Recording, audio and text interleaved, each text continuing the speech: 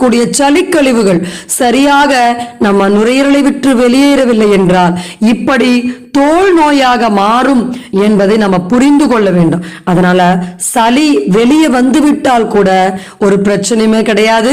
ஆனா நிறைய பேருக்கு சூட்டின் காரணமாக நுரையீரலில் தேங்கக்கூடிய சளிதான் இப்படி எக்ஸிமா, சொரியாசிஸ் போன்ற தோல் நோய்களை வரவழைத்து வாழ்நாள் பூரா தாங்க முடியாத அரிப்பு, தாங்க முடியாத நமிச்சல், இந்த மாதிரி தோலில் படைப்படையாக சொறி சொறியாக தோல் நிறம் மாறுவதும், தோலில் இது போன்ற பல்வேறு விதமான சிம்டம்ஸை தொடர்ந்து ஏற்படுத்தி கொண்டு பெரிய தலைவலியா இருக்கு.